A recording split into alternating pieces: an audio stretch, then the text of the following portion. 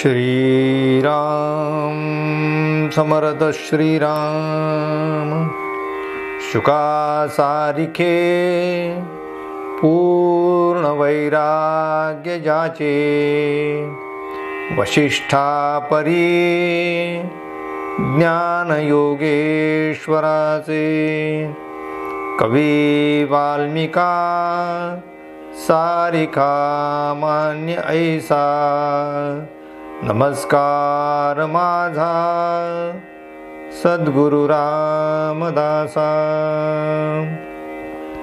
मला वाटते अंतरित्वा वसावे तुझ्या दासबोधासी त्वा बोध व्हावे अपत्यापरी पाववी प्रेम ग्रासा महाराज या सद्गुरु रामदासा। जय जय रघुवीर समर्थ सब संतन की जय। भारत माता की जय। श्रोता वक्ता श्रीराम समर्थ श्रीराम।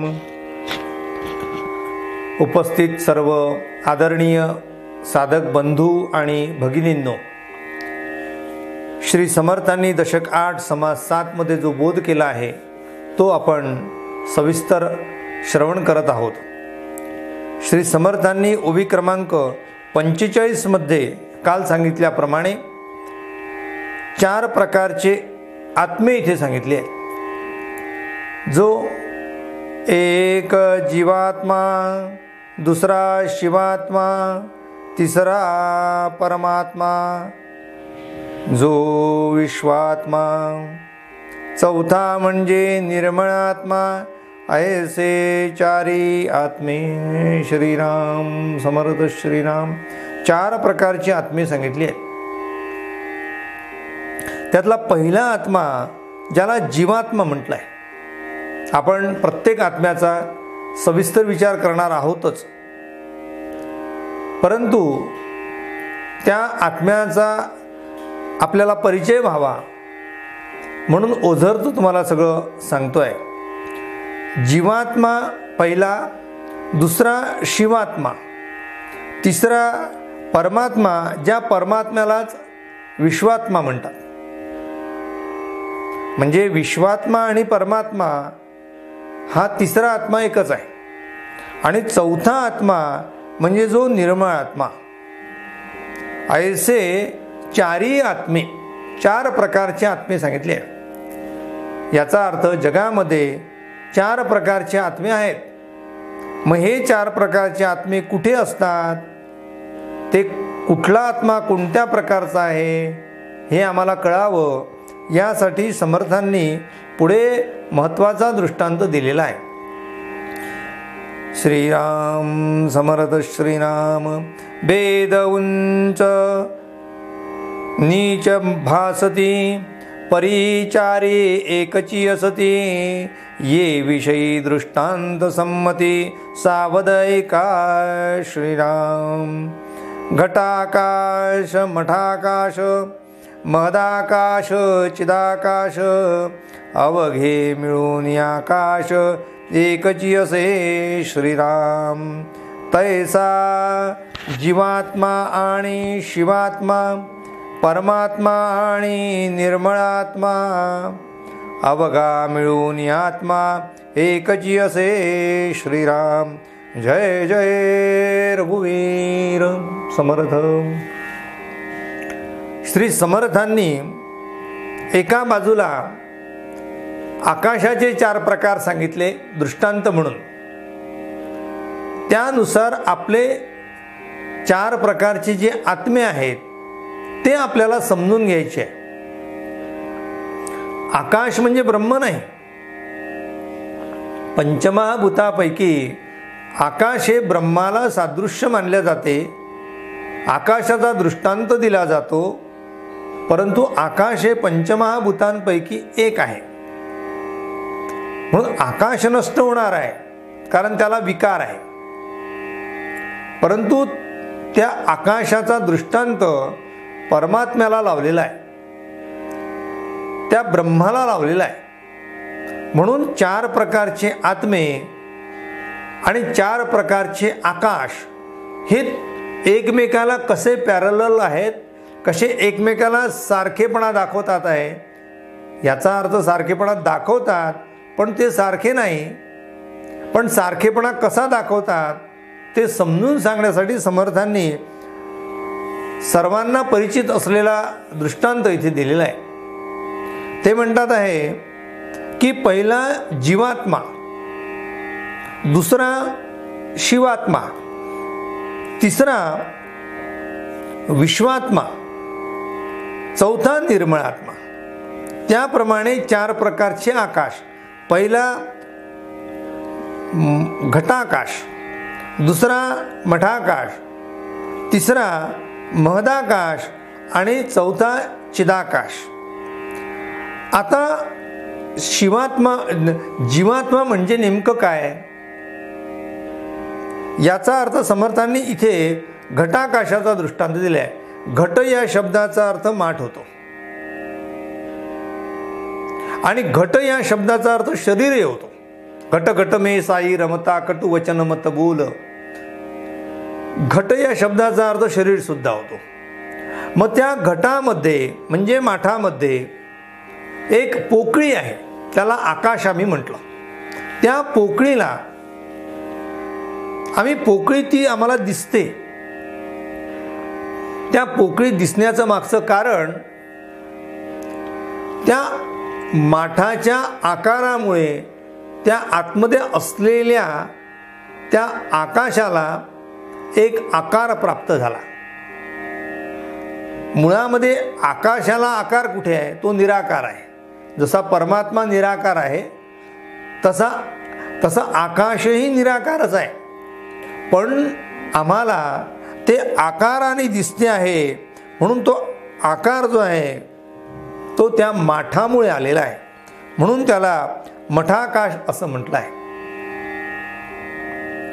म्हणून घट म्हणजे शरीर, त्या शरीराचा आकार त्याला प्राप्त झाला. मग आता त्या माठावरून आम्ही सगळ्या जगामध्ये असलेले जेवढे काही देह असतील त्या देहामध्ये सुद्धा त्या देहाच्या उपाधीमुळे त्या परमात्म्याला जो आकार प्राप्त झाला त्या आकाराला आम्ही जीव असं म्हटलं आहे. परत लक्षात घ्या, जसं उदाहरणार्थ मुंगी आहे, तिचा आकार किती बारीक आहे, पण त्या मुंगीला सुद्धा जीव आहे. याचा अर्थ मुंगीच्या देहामुळे म्हणजे मुंगीच्या या उपाधीमुळे, मुंगीच्या पंचमहाभूतांनी तयार झालेल्या या स्थूल देहामुळे,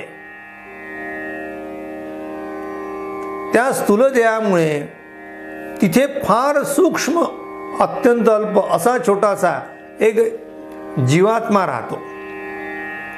पण तो जीवात्मा मूळ परमात्म्याशी एकरूपच आहे. पण ती एकरूपता का भिन्न झालेली दिसते आम्हाला, कारण त्याला देह प्राप्त झाला, त्याला तो घट प्राप्त झाला, ते शरीर प्राप्त झालं, म्हणून तो जीवापेक्षा तो परमात्मा आपल्याला वेगळा वाटतो. तो जीव आणि परमात्मा मुळामध्ये एकच आहे. माठाला आकार प्राप्त झाला आणि म्हणून माठामधलं असलं आकाश आणि माठाच्या बाहेरचं असलेलं आकाश, या आकाशामध्ये काय फरक आहे सांगा बरं? काहीच फरक नाही आहे. त्या माठामध्ये असलेला आकार आणि माठाच्या बाहेरचा आकार जसा एकच आहे, तसा तो जीव, त्या जीवामधला तो परमात्मा आणि या विश्वामधला परमात्मा हा एकच आहे. म्हणून समर्थांनी 4 प्रकारचे आकाश ब्रह्म समजून घेण्यासाठी सांगितले आहे. दुसरा आकाश त्यांनी दिलेला आहे मठाकाश. पहिलं घट म्हटलं, घटाकाश. दुसरा म्हटलंय मठाकाश. मठ या शब्दाचा अर्थ घर. मठ या शब्दाचा अर्थ या ठिकाणी आपण ज्या वास्तूत राहतो ती जागा. मी या खोलीत राहतोय, या मंदिरात राहतोय, मग याला आकार प्राप्त झालेला आहे. कोणाला आकार प्राप्त झाला? या आकाशाला, या पोकळीला आकार प्राप्त झाला आहे. त्याला कारण हे आमच्या आजूबाजूला दिसणाऱ्या सगळ्या चारी भिंती आहेत. वरचं छत आहे, खालची जमीन आहे. यामुळे याला चौकोनी खोली असेल तर त्या आकाशाला चौकोन प्राप्त होईल. ती वर्तुळाकार असेल तर वर्तुळाकार त्या आकाशाला आकार प्राप्त होईल. ज्याप्रमाणे तो मठ आहे त्याप्रमाणे जे आकाश तयार होते त्याला त्यांनी मठाकाश म्हटलेलं आहे. समर्थांनी त्यासाठी जसं जीवात्मा हा जीवामध्ये राहतो म्हणून त्याला तेवढा ब्रह्म तिथे आहे त्या स्वरूपात, घरामध्ये म्हणजे मठामध्ये जेवढा आकार आहे त्या ठिकाणी तेवढं आकाश प्राप्त झालं. दुसऱ्या बाजूला इथे शिवात्मा म्हटलेला आहे. जो शिवात्मा आमच्या घराप्रमाणे आहे, पण घराच्या बाहेरही आकाश आहे, घरातही आकाश आहे. मग घराच्या आकाशाला श्री समर्थांनी इथे घटाकाश म्हटलं आणि घराच्या बाहेर असलेल्या आकाशाला समर्थांनी इथे जसं जीवात्मा आणि शिवात्मा त्याला महदाकाश म्हटलं. छोट्या भांड्यामध्ये असलेला आकार त्याला घटाकाश, घरामध्ये असलेला मठाकाश आणि घराच्या बाहेर दिसणारा आपल्याला जो आकाशाचा भाग आहे त्याला म्हटलं आहे महदाकाश. कारण त्याची व्यापकता वाढत वाढत चालली आहे. माठातलं अवकाश जे आहे, पोकळी ती लहान आहे, त्याच्यापेक्षा मोठी पोकळी आम्हाला घराची दिसते आहे. घरापेक्षा जास्त पोकळी मोठी कोणती दिसते आहे? आपल्या घराच्या बाहेरची दिसते आहे, त्याला मी महदाकाश म्हटलं. पण महदाकाशापेक्षाही आमची दृष्टी जिथपर्यंत जाते एवढं विस्तीर्ण दिसणारं जे आकाश आहे याला समर्थांनी चिदाकाश म्हटलंय. म्हणून सच्चित आनंद असं जे आपण ब्रह्माचं स्वरूप म्हणतो, तर अशा प्रकारे आकाश दिसतच राहते.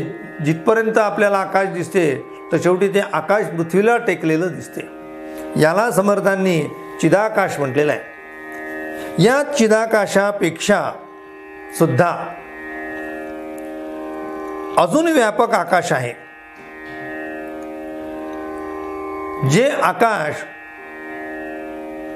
मठामधलं, घटामधलं, त्या महदामधलं आणि चिदामधलं हे सर्व आकाश एकच आहे. त्याला एकच आकाश आम्ही म्हणू, त्याला एकच आम्ही पोकळी म्हणू. आणि ते आकाश ब्रह्माप्रमाणे आहे. जीवामध्ये असलेला ब्रह्म, अनेक जीवांमध्ये असलेला ब्रह्म, या जीवाच्या बाहेर असलेला ब्रह्म आणि जिथे कुठेही उपाधी शिल्लक नाही तोपर्यंत असलेला ब्रह्म, हे सर्व ब्रह्म एकच आहे.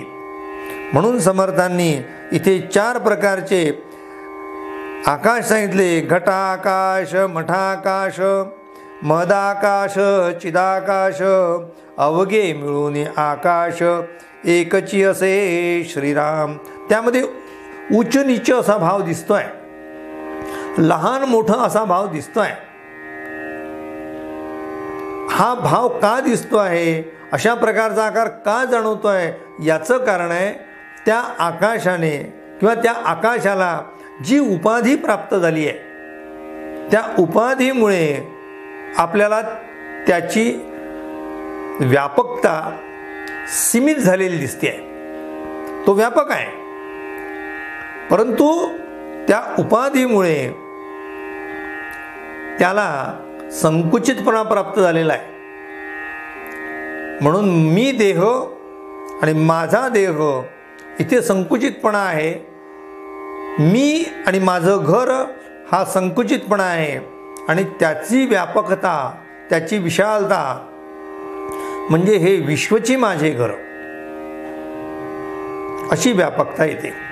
म्हणून समर्थ म्हणतात, तैसे जीवात्मा आणि शिवात्मा, परमात्मा आणि निर्मळ आत्मा, अवघा मिळून आत्मा एकची असे श्रीराम.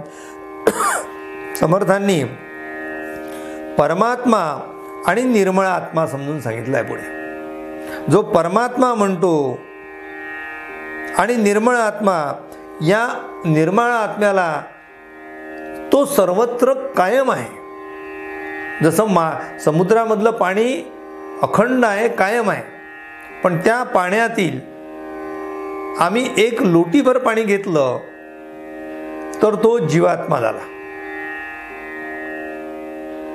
अनेक लोट्यांमध्ये पाणी भरून घेतलं, त्याला आम्ही अनेक ठिकाणी दिसतोय म्हणून तो शिवात्मा झालेला आहे. एकच वेगवेगळ्या ठिकाणी नटलेला आहे. परंतु ते सगळं पाणी एकत्र करून टाकलं तर तो परमात्मा झालेला आहे. आणि निर्मळ आत्मा म्हणजे ज्याप्रमाणे त्या समुद्राचं पाणी, एका समुद्राचं पाणी घ्या की जगातील असलेल्या सगळ्या सप्तसागराचं पाणी घ्या, ते सगळं पाणी एकच आहे, याचा अर्थ ते निर्मळ आत्मा आहे. म्हणजे सर्वात व्यापक तो निर्मळ आत्मा, त्यापेक्षा थोडा संकुचित असलेला परमात्मा, त्यापेक्षा थोडा संकुचित असलेला शिवात्मा, त्यापेक्षा कमी असलेला तो जीवात्मा.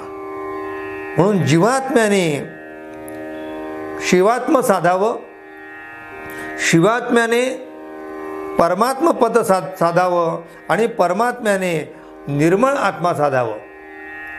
याचा अर्थ सगळ्या उपाधी टाकून द्याव्या. उपाधी विरहित असलेलं ब्रह्म हे निर्मळ ब्रह्म आहे.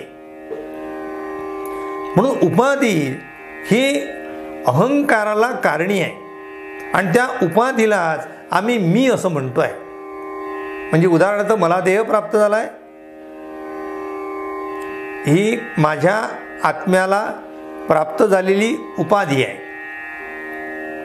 त्यामुळे ती उपाधी म्हणजे मी असं माणसाला वाटू लागते. परंतु हे उपाधी जी आहे ती काल पाहिल्याप्रमाणे पंचमहाभूतात्मक आहे, ती गळून पडणारी आहे, ती भासमान आहे, ती मिथ्या आहे, ती नष्ट होणारी आहे. त्यामुळे तिच्यावर तुम्ही अहंकार करू नका. तर त्यामध्ये असलेला जो परमात्मा आहे तुमच्या शरीरामध्ये, ज्याला समर्थांनी आत्माराम म्हटलेला आहे, तो आत्माराम जो आहे अंतरी असलेला, तो आत्माराम आणि ब्रह्म हे एकच आहे. फक्त मी देह आहे एवढं आपण शब्द डोक्यातला काढला आणि मी आत्मस्वरूप आहे असं म्हटलं की तुम्ही पूर्णपणे मुक्त आहात. कारण सर्वत्र ब्रह्म सगळीकडे सारखं नाट्य आहे. समर्थ तेच म्हणतात आहे, श्रीराम समर्थ श्रीराम. घटी व्यापक जे आकाश, घटामध्ये जे व्यापक आकाश आहे, तया नाव घटाकाश.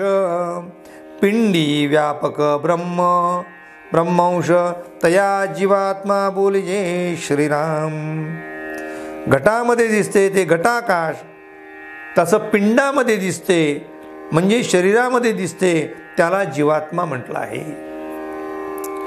मठी, आता मठामध्ये म्हणजे घरामध्ये, मठी व्यापक जे आकाश, तया नाव मठाकाश. मठामध्ये जी दिसते पोकळी त्याला मठाकाश. त्याप्रमाणे तैसे ब्रह्मांडी जो ब्रह्मांश, त्यास शिवात्मा बोलिजे. या ब्रह्मांडामध्ये आम्हाला जे परमेश्वर तत्व दिसते, ब्रह्मतत्व दिसते, त्याला शिवात्मा असं म्हणतात. मठा बाहेरील आकाश, या मठाच्या बाहेरही आकाश आहे, तया नाव महदाकाश. ब्रह्मांडा बाहेरील आकाश, त्यास परमात्मा बोलिजे श्रीराम. या ब्रह्मांडाच्याही पलीकडे आकाश आहे, त्या आकाशाप्रमाणे परमात्मा सुद्धा हा व्यापक आहे. उपाधी वेगळे आकाश, मघा म्हटल्याप्रमाणे उपाधी वेगळं आकाश. तया नाव चिदाकाश, ज्याला उपाधीच नाही राहिली आहे, त्याला कशामुळे ते आकाश आहे असं सांगता येत नाही, ते फक्त आकाश आहे. तैसा निर्मळात्मा परेश, तो उपाधी वेगळा श्रीराम. उपाधी वेगळा असलेला जो परेश आहे, परेश म्हणजे सर्वश्रेष्ठ असा परमात्मा, हा जो परेश आहे, हा निर्मळ आत्मा जो आहे तो उपाधी वेगळा आहे. पुन्हा उपाधी या शब्दाचा अर्थ समजून घेतला पाहिजे. उपाधी या शब्दाचा अर्थ कोणामुळे त्याचं अस्तित्व आहे.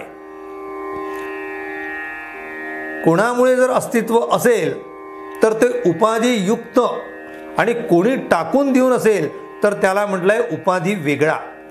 म्हणून परमेश्वर म्हणजे ज्याला आपण निर्मळ आत्मा म्हटलाय तो उपाधी वेगळा आहे.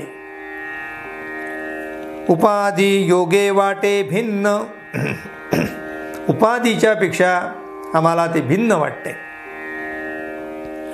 परी ते आकाश अभिन्न, परी सुद्धा ते आकाश जे आहे ते अभिन्नच आहे. तैसा आत्मा स्वानंदगण एकची असे श्रीराम. म्हणून ते वचन प्रसिद्ध झालेलं आहे. श्लोकार्धेन प्रवक्ष्यामि यदुक्तम ग्रंथकोटिभी ब्रह्मसत्य जगन्मिथ्या जीवो ब्रह्मैव नापरहा. जो जीव आहे तो परब्रह्मच आहे. फक्त त्या परब्रह्माला उपाधी प्राप्त झाली म्हणजे शरीर प्राप्त झालं, त्या उपाधीमुळे आपल्याला जीवपण आलेला आहे. ती उपाधी टाकली की तो पुन्हा निर्मळ आत्माच आहे, तो परब्रह्मच आहे. म्हणून उपाधीमध्ये असताना त्यांनी स्वतःला मी उपाधी वेगळा आहे असं समजणं, याचा अर्थ मोक्ष प्राप्त करणं आहे. चिदानंद रूपम शिवोहम शिवोहम, मी तसा आहे हे माणसाला कळलं की त्यांनी उपाधी टाकले. म्हणून उपाधी टाकता आली पाहिजे. उपाधी आम्हाला मिळाली आहे, पण उपाधी टाकणे याचा अर्थ खऱ्या अर्थाने परब्रह्मामध्ये लीन होणे आहे. दृश्य सभाय अंतरी सूक्ष्मात्मा निरंतरी, त्याची वर्णावया थोरी समर्थ नव्हे श्रीराम. अशा प्रकारे या परमात्म्याची थोरवी वर्णन करणं सोपं नाही. ऐसे आत्म्याचे लक्षण जाणता नाही जीवपण, उपाधी शोधिता अभिन्न मुळीचा आहे श्रीराम. म्हणून शेष सुद्धा याचं वर्णन करण्यासाठी कमी पडतो. याची वर्णावया थोरी समर्थन नव्हे. अशा प्रकारे या सूक्ष्मात्म्याची म्हणजेच निर्मळ आत्म्याची म्हणजेच परब्रह्माची स्तुती करण्यासाठी, वर्णन करण्यासाठी आपली वाणी शिणते, थकते, परंतु त्याचं वर्णन करता येत नाही. परमात्म्याचं वर्णन करण्यासाठी प्रत्यक्ष शारदा बसली, गणेशाने सांगितलं, सगळ्या समुद्राची शाई केली, सगळ्या झाडांची लेखणी केली, तरी सुद्धा परमात्म्याचं वर्णन आपल्याला करता येणार नाही.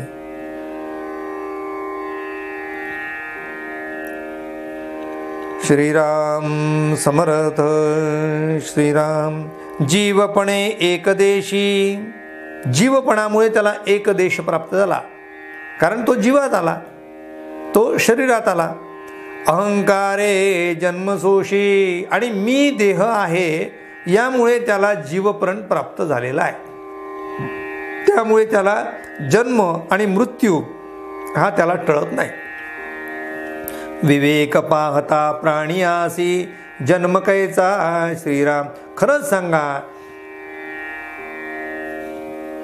जर ब्रह्मच आहे सर्वत्र तर त्या ब्रह्माला तो अजन्म आहे, मग त्याला जन्म कसला? मग तो जन्म कोणामुळे प्राप्त झाला? त्या उपाधीमुळे प्राप्त झाला. आणि उपाधीला मी समजून राहिलो आहे, म्हणून त्याला पुन्हा जन्म पुन्हा मरण आहे.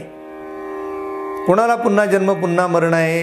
ज्यांनी उपाधी स्वीकारली त्याला आहे. ज्यांनी उपाधी टाकली आहे, उपाधी टाकून दिली आहे, त्याला जन्म मृत्यूचा फेरा नाही.